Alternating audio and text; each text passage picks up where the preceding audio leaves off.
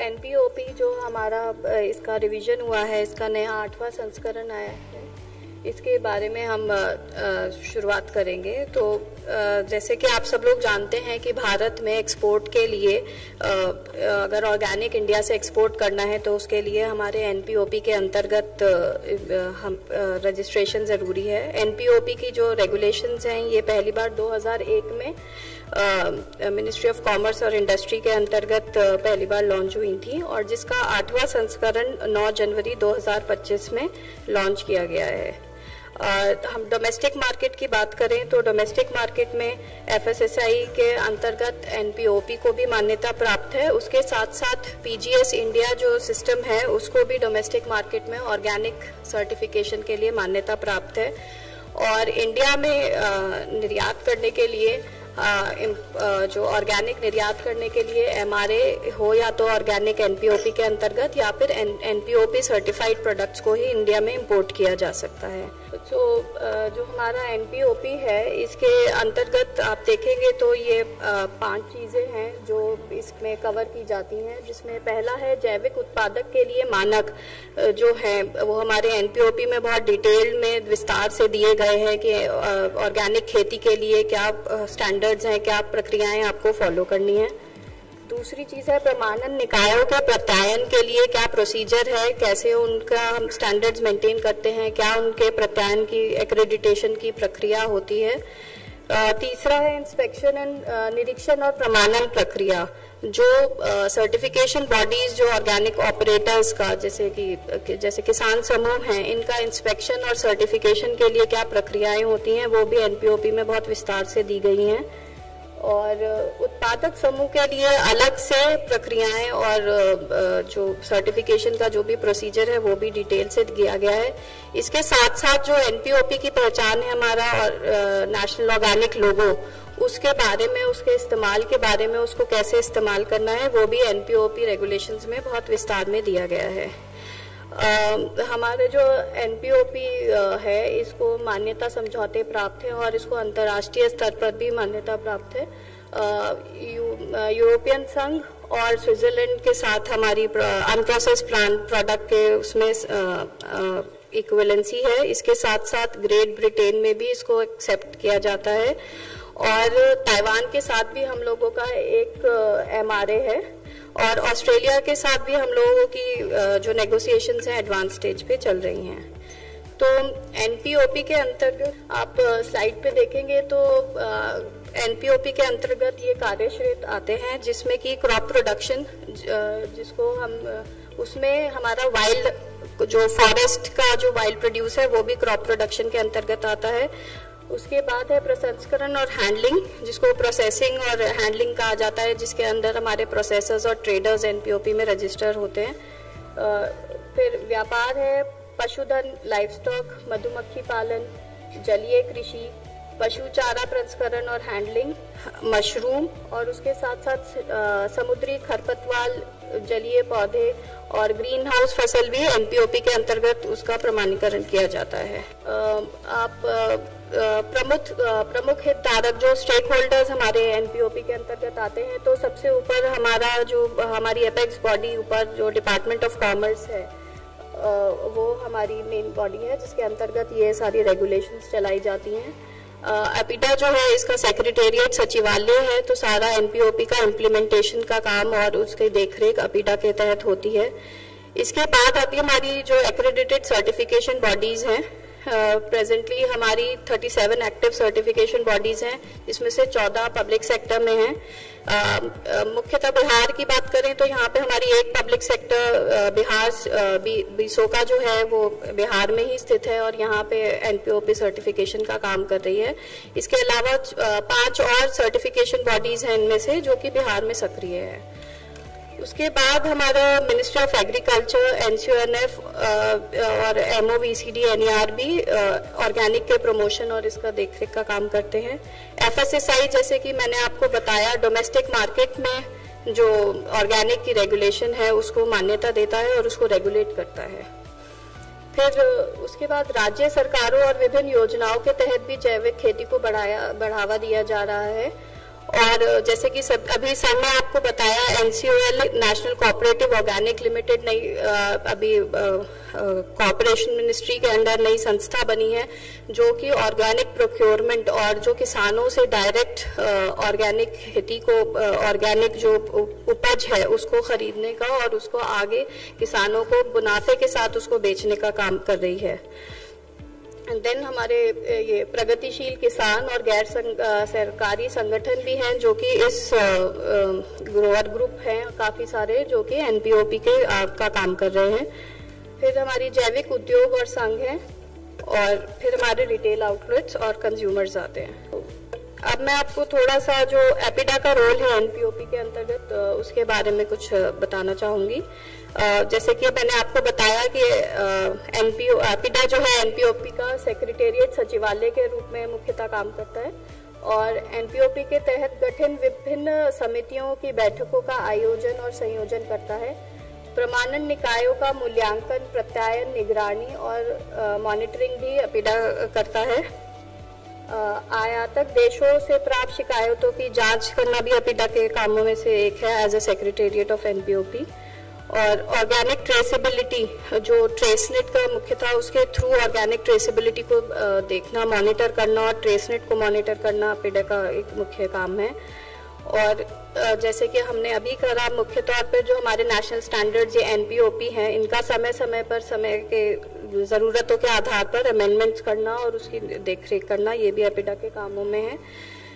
फिर mutual recognition agreements, equivalency और conformity, जो कि बाहर मुल्कों से जो इंपोर्टिंग कंट्रीज हैं, जो हमारा ऑर्गेनिक जहां एक्सपोर्ट हो रहा है, उनसे म्यूचुअल रिकॉग्निशन एग्रीमेंट और कंफॉर्मिटी असेसमेंट के लिए वार्तालाप करना, और दूसरे हितधारकों जो हमारे स्टेक होल्डर हैं उनकी सेंसिटाइजेशन और उनका शक्ति कैपेसिटी बिल्डिंग प्रोग्राम्स करना, और भारत में जैविक पारिस्थितिकी तंत्र के विकास के लिए अन्य विभागों के साथ समन्वय करना, भारत जैविक इंडिया ऑर्गेनिक लोगों का प्रचार करना। जो हमारा ऑनलाइन ट्रेसेबिलिटी सिस्टम ट्रेसनेट है, ये एक web based, online based traceability system है, जिससे ऑर्गेनिक इंडिया से ऑर्गेनिक एक्सपोर्ट का पूरी देखरेख और उनका डेटा कलेक्ट किया जाता है। इंडिया देश की पहली कंट्री है जहां ये ऐसा कोई सिस्टम लॉन्च किया गया और इसे इतने अच्छे तरीके से चलाया जा रहा है। जैसा कि आप लोग सब ऑलरेडी जानते होंगे कि जो हमारे ऑर्गेनिक स्कोप सर्टिफिकेट्स होते हैं, सब ट्रेसनेट के थ्रू ही जनरेट होते हैं, और सारा उसकी प्रक्रिया जो है सर्टिफिकेशन की ट्रेसनेट के थ्रू ही होती है। और जो जब हम किसान समूह, उत्पादक समूह जब रजिस्टर करते हैं, तो उसमें जो किसानों का रजिस्ट्रेशन होता है, उनका भी जो एक सिस्टम जनरेटिंग एक हर किसान का एक यूनिक कोड होता है, वो भी हमारा ट्रेसनेट के थ्रू ही जनरेट होता है। और आप देखिए हर सर्टिफिकेट पे एक QR कोड होता है, जिससे कि उस सर्टिफिकेट की मान्यता जांचने में आसानी होती है। आप कहीं से भी उस QR कोड को स्कैन करके उस जो सर्टिफिकेट है, जो ट्रांजैक्शन सर्टिफिकेट हो या स्कोप सर्टिफिकेट हो, जो ट्रेसनेट से निकाला गया है, उसकी आप मान्यता जांच कर सकते हैं। ये कुछ जनरल आंकड़े हैं, जैसे सर ने आपको बताया कि इंडिया जो है ऑर्गेनिक के globally in terms of organic, जहाँ के ऑर्गेनिक क्षेत्रफल की बात करें तो इंडिया दूसरे स्थान पे आता है, और सबसे ज्यादा विश्व में जो ऑर्गेनिक फार्मर्स हैं इंडिया में पाए जाते हैं। और बिहार की मुख्यतः बात करें तो अगर कृषि ऑर्गेनिक एरिया की बात करें तो बिहार 16वें स्थान पर आता है 18,737 हेक्टेयर पे। और उत्पादन की हम बात करें तो बिहार जो है ऑर्गेनिक उत्पादन इंडिया में टोटल 9वें स्थान पर आता है, तकरीबन 55,500 मेट्रिक टन के इसमें। इंडिया से ये कुछ आंकड़े हैं जिसमें आप देखेंगे कि टोटल, जैसे सर ने बताया, इंडिया का हमारा वैश्विक जो जैविक खाद्य बाजार है 136.4 बिलियन यूरो का है,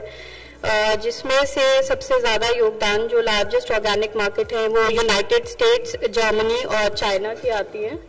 और 2024-25 का आंकड़ा देखें तो इंडिया से जो भी एक्सपोर्ट मेजर हुआ है उसमें मेजर डेस्टिनेशंस हमारी ये है अमेरिका, यूरोपियन संघ, कनाडा, ग्रेट ब्रिटेन और स्विट्जरलैंड, जो ये मुख्य देश हैं जहां से इंडिया में मेजर एक्सपोर्ट होता है। इसी तरह हम मेजर एक्सपोर्टेड प्रोडक्ट जो चीजें यहाँ से गई हैं उनकी बात करें तो अनाज एवं जो अन्न है, फिर प्रोसेस फूड जो प्रसंस्कृत खाद्य हैं, स्पाइसेस और मसाले, ड्राई फ्रूट्स हैं हमारे जो सूखे मेवे होते हैं, उसके साथ साथ औषधीय वनस्पति भी भारी मात्रा में यहाँ से जो मेजर एक्सपोर्ट कंट्रीब्यूटर्स हैं इंडिया से। इसके बाद फिर पल्सेस, कॉफी और खली जो ऑयल केक्स होते हैं, ये भी काफी मात्रा में भारत से एक्सपोर्ट किए जाते हैं। इस स्लाइड में आप देखेंगे ये मुख्यतः बिहार पे हमने फोकस करके कि साल 2024-25 में बिहार के जो आंकड़े रहे हैं कि बिहार जो ऑर्गेनिक एरिया के मामले में जो जैविक प्रमाणीकृत जो उसका क्षेत्रफल है 16वें रैंक पे आता है पूरे भारत में।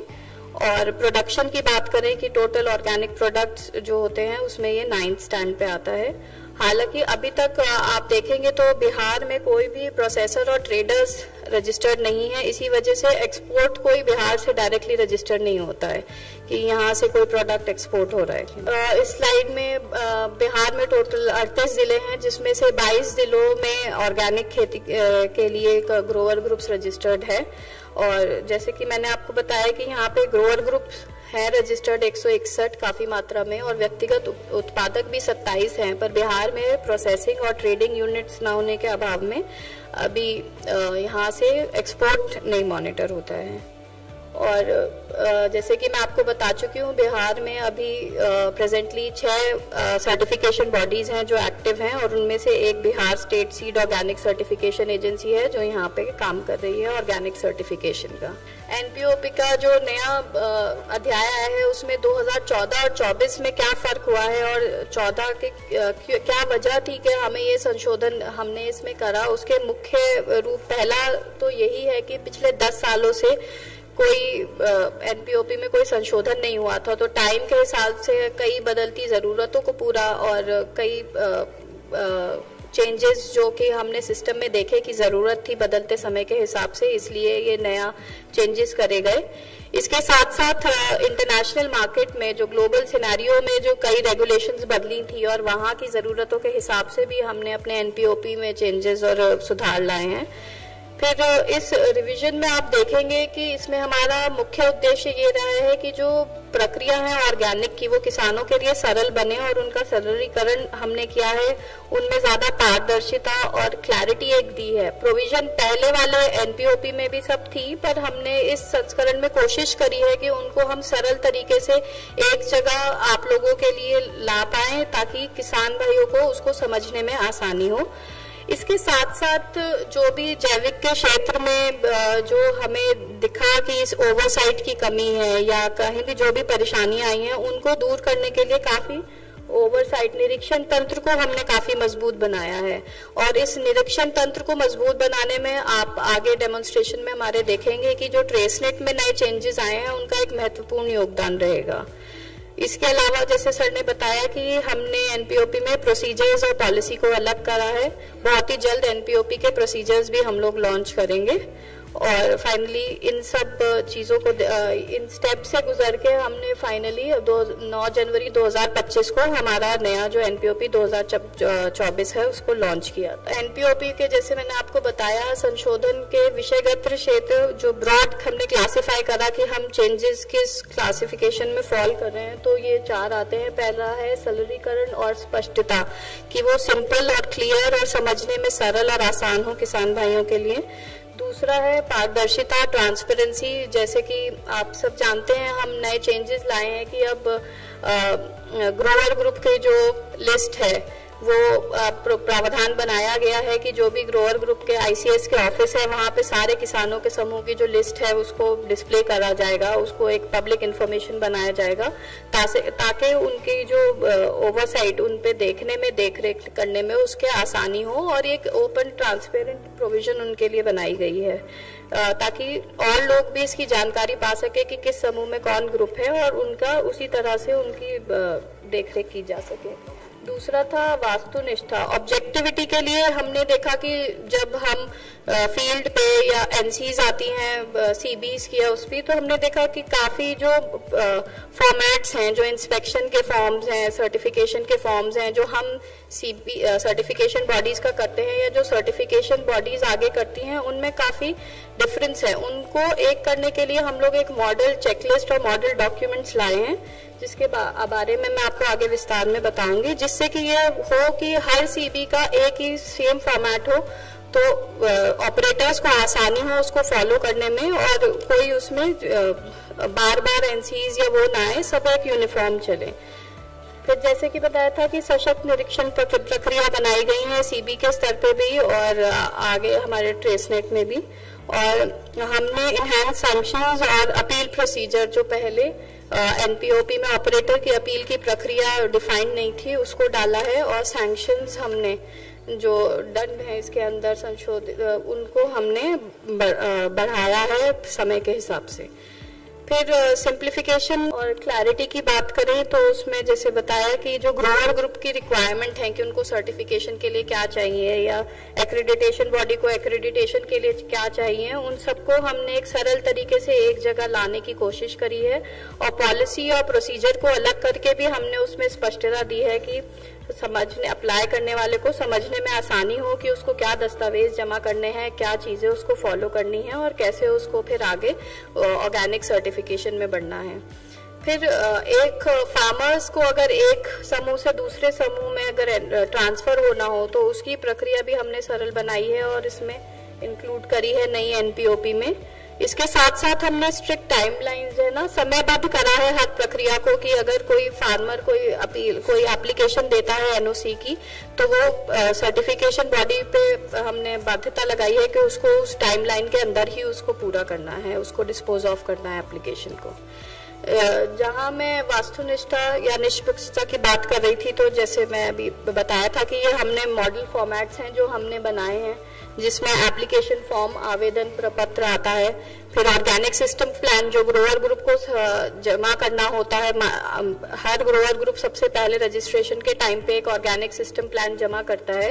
तो वो भी हमने एक यूनिफॉर्म बना दिया। हर सीबी का अलग अलग नहीं होगा, सब सीबी एक ही ये ऑर्गेनिक सिस्टम प्लान होगा, इसी को फॉलो करेंगे। इसी तरह inspection checklist, inspection report, input approval, risk assessment जो होता है, जो एक आईसीएस की मैनुअल होती है, और जो ग्रोअर ग्रुप का या सर्टिफिकेशन बॉडी का एक सैंक्शन कैटलॉग होता है, वो भी हम सब ने एक मॉडल डॉक्यूमेंट्स हम लोगों ने इसके लिए बनाया है। फिर हम ट्रांसपेरेंसी की बात करें तो जैसे disclosure of information bye CB in public domain, पहले भी इसकी प्रक्रिया थी, अब उसको ज्यादा डिटेल में करा जा रहा है कि सर्टिफिकेशन बॉडी पे लगाया गया है कि वो अपने जो भी उनके ऑपरेटर्स हैं उनकी लिस्ट वो अपनी वेबसाइट पे पब्लिश करते हैं। उसके साथ साथ जो उनके ग्रोअर ग्रुप है, ऑपरेटर डिटेल्स हैं, उनको वो भी अपनी वेबसाइट पे डालनी पड़ेंगी, जिसमें उनकी details of crop, holding area, ये सब चीजें भी इंक्लूड होंगी। इसके साथ साथ जैसे कि मैंने आपको अभी बताया कि ग्रोअर ग्रुप के जो सारे फार्मर्स हैं उनकी सारी डिटेल सर्टिफिकेशन बॉडी की वेबसाइट पे भी अवेलेबल होंगी। उसके साथ साथ आईसीएस ऑफिस में भी लगाई जाएंगी और अब रेगुलरली अपडेट करी जाएंगी। फिर मोबाइल बेस्ड ऐप इंस्पेक्शन हमने का प्रावधान डाला है, जियो टैगिंग, जिसमें कि एक मोबाइल ऐप बेस के थ्रू अब आपके इंटरनल इंस्पेक्शंस भी होंगे और जो सीबी एक्सटर्नल इंस्पेक्शन करेंगी, जिससे कि ये जांच करने में आसानी होगी कि वो इंस्पेक्टर वहां गया था कि भी नहीं गया था, एक्चुअली में इंस्पेक्शन हुआ है कि नहीं हुआ है। उसके साथ साथ जो आप एरिया डालते हैं, अब वो उसी ऐप के थ्रू वो जियो टैग करेगा इंस्पेक्टर, जाके जब वो चारों खेत के चारों कोनों पे जाके खड़ा होगा तो उसी के हिसाब से वो ऐप अपने आप एरिया पिक करेगी कि वो उसने खेत का कितना एरिया है। जियो फेंसिंग के माध्यम से अब एरिया भी ऐप के थ्रू ही वो होगा, तो इसमें कोई चेंज करने की या कोई जो डिस्क्रिपेंसी अभी सिस्टम में दिखती है वो सब नहीं दिखेंगी। इसके साथ साथ जो जब ऐप के थ्रू आपका इंस्पेक्शन होगा तो वहाँ पे जो भी फार्मर है वो आधार वेरीफाइड सीडैक ई साइन के थ्रू, जो कि आधार के द्वारा वेरीफाई होगा ओटीपी के थ्रू, उसके द्वारा वो ऐप में ही अपना साइन करेगा ई साइन फार्मर, तभी वो इंस्पेक्शन रिपोर्ट सबमिट की जा सकेगी। फिर और जो हमने स्टेप डाले हैं उसमें आता है कि ग्रोअर ग्रुप का जो हमने ऑफिस करा है वो उसकी लोकल प्रॉक्सिमिटी में ही होना चाहिए। जब हमने एग्जिस्टिंग सिस्टम में देखा तो ग्रोअर ग्रुप उड़ीसा में है, उसका ICS ऑफिस राजस्थान में है, या ग्रोवर ग्रुप बिहार में है, ICS ऑफिस महाराष्ट्र में है। तो हमने देखा उस तौर पे किसानों का जो उनकी निगरानी और जो उनको इंटरनल इंस्पेक्शन वो सब प्रॉपरली नहीं हो पा रहे थे, इसलिए अब प्रोविजन प्रावधान डाला गया है कि जो ग्रोवर ग्रुप के ऑफिस होंगे वो 50 किलोमीटर के डिस्टेंस में ही होंगे, उससे दूर नहीं हो सकते हैं। हाँ, अगर जो सर्विस प्रोवाइडर अगर एक 50 किलोमीटर के रेडियस में एक सर्विस प्रोवाइडर के कई ग्रुप हैं तो वो उनका कई ग्रुप का एक ऑफिस रख सकता है, पर 50 किलोमीटर के रेडियस में हो ये बाध्यता रहेगी। फिर हमने इस बार नए NPOP में कई प्रावधान डाले हैं जिसमें आता है कि जो इन्फॉर्मेशन है ऑपरेटर्स की वो सरकारी एजेंसियों से भी साझा की जाएगी, और अगर CBs या ये जानकारी साझा करने में विफल रहती हैं तो उन पर पेनल्टीज भी लगाई गई हैं। निगरानी तंत्र का सशक्तिकरण में आप देखें तो सबसे पहले तो रोल ऑफ IT टूल्स और वेब बेस्ड ट्रेसेबिलिटी जो हमारा ट्रेसनेट है, इसके थ्रू हमने मॉनिटरिंग और सर्वेलेंस में काफी सुधार और बढ़ावा आएगा। फिर ट्रेसनेट के माध्यम से ही डेटा एनालिटिक्स और अपडेट रहेगा, और Aadhaar authentication of farmer through mobile app, और ये जो जियो टैगिंग और जियो फेंसिंग की बात मैं आपको बता रही थी मोबाइल ऐप से। इसके साथ साथ आने वाले समय में ministry of agriculture and farmer welfare farmers की मैपिंग कर रहे हैं और एक यूनिक ID से फार्मर्स को रजिस्टर कर रहे हैं। तो जब ये लागू हो जाएगा यूनिक ID, तो आगे चल के फिर NPOP में भी जो फार्मर्स का रजिस्ट्रेशन होगा वो इसी यूनिक ID के जरिए से होगा। और फिर उसके बाद जो सैम्पलिंग होती है उसमें हमने अब रिक्वायरमेंट मैंडेटरी कर दी है कि जो सैम्पलिंग के टाइम पे जो सैंपल ड्रॉन होगा वो थर्ड पार्टी सैम्पलिंग और टेस्टिंग होगी, जो कि ट्रेन पर्सनल उठाएंगे। ऐसा नहीं कि ऑपरेटर अपने सैंपल खुद कलेक्ट कर रहा है और आगे टेस्टिंग के लिए दे रहा है, या CB जा रही है तो CB खुद कलेक्ट कर रही है। सर्टिफिकेशन बॉडीज को भी थर्ड पार्टी सैम्पलिंग अब फॉलो करनी पड़ेगी। फिर आप रिवाइज सैंक्शंस और अपील, जैसे कि हमने बताया कि हमने NAB के सैंक्शन कैटलॉग है NPOP के अंदर, उनमें भी काफी हमने सैंक्शन इनहैंस करे हैं, संशोधन करा है उसमें। और जो सर्विस पहले आप देखेंगे तो जो भी पेनल्टीज या थी NPOP में वो ऑपरेटर्स के लिए थी या सर्टिफिकेशन बॉडीज के लिए थी। अब हमने नया प्रावधान डाला है जिसमें जो सर्विस प्रोवाइडर्स हैं जो कि ग्रोअर ग्रुप्स को मैनेज करते हैं और उनका सारा काम सर्टिफिकेशन की एक्टिविटीज देखते हैं, उन पे भी अब कई पेनल्टीज लगाई गई हैं। और जो ऑपरेटर्स का पहले सेकंड अपील का प्रोविजन क्लियरली नहीं दिया गया था NPOP में, उसको अब क्लैरिटी से अपीलेट बॉडी के अगर ऑपरेटर चाहे और CB के किसी फैसले के अगेंस्ट अगर ऑपरेटर अपील करना चाहे तो कहाँ अपील करेगा, उसका प्रोविजन क्लियरली अब NPOP में दिया गया है। इसके बाद आप और मुख्य बदलाव देखेंगे कि मेजर चेंज जो हमारे नए NPOP में है वो है जो हमारा कन्वर्जन पीरियड है, उसमें हमने रिलैक्सेशन दिया, रिडक्शन दिया है 3 साल तक, पूरे 3 साल तक का भी। अगर मैं आगे विस्तार से बताऊंगी, अगर वो कंडीशन मीट करती हैं तो पूरे 3 साल का भी कन्वर्जन पीरियड की वो खत्म किया जा सकता है। बाद हमने जो हमारा ऑर्गेनिक सर्टिफिकेशन मार्क है उसको भी चेंज करा है और हमारा न्यू NPOP लोगो भी आया है। तो जो मैं आपको कन्वर्जन पीरियड में छूट का बता रही थी कि आप NPOP 2014 में देखेंगे तो केवल 12 महीने का आपको डेरोगेशन पीरियड मिलता था, और उसमें एक ही कंडीशन थी कि न्यूनतम 3 वर्षों के लिए PGS के अंतर्गत अगर वो भूमि ऑर्गेनिक सर्टिफाइड है तो उसमें आप 1 साल का दस्तावेज और जमा करके आप 12 महीने तक का डेरोगेशन क्लेम कर सकते थे। बट अब आप नए NPOP में देखेंगे तो रूपांतरण अवधि में 12 महीने नहीं बल्कि 3 साल तक की कटौती संभव है। उसके लिए 2 कंडीशन हमने रखी हैं। एक तो है कि land under PGS for minimum 3 years, यानी कि 3 साल तक उसका ऑर्गेनिक का PGS के अंडर उसका सर्टिफिकेशन होना चाहिए, या फिर इसके अलावा जो हिमालयी राज्य हैं और पूर्वोत्तर क्षेत्र है के पहाड़ी क्षेत्र हैं और डिक्लेयर्ड हैं और वहां पे कोई पहले किसी तरह के पेस्टिसाइड और इसका केमिकल का यूज नहीं है नोटिफाइड, तो वहां पे भी कुछ दस्तावेज जमा करके जो हम आगे विस्तार से देखेंगे तो वो 3 साल तक की कटौती कन्वर्जन पीरियड में पा सकते हैं। अब अगर PGS में लगातार 3 साल की अवधि का प्रमाणीकरण है तो और उस पे कोई पीजीएस के अंडर कोई सैंक्शन की हिस्ट्री नहीं है कि कोई अगर पीजीएस में कोई उस पे सैंक्शन लगा हुआ हो कि नहीं इसने किसी साल रसायन यूज करा है या पेस्टिसाइड यूज करा है, तब नहीं मान्यता होगी। साथ के साथ ये भी कंडीशन है कि उसके पर कोई प्रतिबंध वाला इतिहास ना हो, उसकी कोई उस पे पहले सैंक्शन ना लगे हुए हों। उसके बाद डॉक्यूमेंट्स ये हैं कि वो एक वैलिड पीजीएस सर्टिफिकेट उनके पास होना चाहिए और उसका वेरिफिकेशन जो एनसीओएनएफ है, पीजीएस का सेक्रेटेरिएट जो ये देखते हैं, वहां से उनके वेरिफिकेशन करा जाएगा उनके सर्टिफिकेशन का और उनके सैंक्शन स्टेटस का। इसके साथ जो हिली एरियाज और हिमालयी राज्यों के जो और नॉर्थ ईस्टर्न रीजन के जो राज्य हैं, वहाँ का एरिया नेचुरली डिक्लेयर्ड होना चाहिए कि मिनिमम 3 साल तक के लिए वहाँ पे किसी भी तरह के रसायन का, पेस्टिसाइड का, कीटनाशक का किसी का इस्तेमाल नहीं हुआ है, तो उस केस में भी 3 साल तक का डेरोगेशन मिल सकता है। इन सब चीजों में सीबी की जिम्मेदारी रहेगी कि वो जब कोई एप्लीकेशन अगर उसके पास आती है इन कंडीशन में 3 साल का डेरोगेशन की कटौती की, तो वो जियो लोकेशन और लैंड का वो सीबी वेरीफाई करेगा, ऑपरेटर का रिकॉर्ड और कल्टीवेशन प्रैक्टिसेस सीबी चेक करेगा, वहाँ का risk analysis, soil samples, plant testing होगी और ये सब टेस्टिंग करने के बाद एक जस्टिफिकेशन सीबी जब सेटिस्फाइड होगा कि सारी कंडीशन हो गई हैं, तो एपिडा को वो फिर एक रिपोर्ट सबमिट करेगा आवेदन के साथ कि उसको डेरोगेशन, ऑपरेटर को इस समय का डेरोगेशन दिया जाए। इसके बाद ये मैंने भी सब कमेटी के सामने रखा जाएगा और उसके अप्रूवल के बाद आप 3 साल का डेरोगेशन में कटौती मिल सकती है। उत्पादन समूह की प्रक्रिया है कि जैसे ग्रोअर ग्रुप, आप लोग यहाँ ज्यादातर लोग ग्रोअर ग्रुप से आए हैं, तो ग्रोअर ग्रुप सर्टिफिकेशन में काफी बदलाव हुए हैं, जिसमें पहला है कि ग्रोअर ग्रुप जो है एक ऑर्गेनाइज समूह, उसको एक लीगल एंटिटी दी गई है। इसको लीगल एंटिटी दी गई है कि या तो वो एफपीओज होंगे या एफपीसीज होंगे या पैक्स होंगे।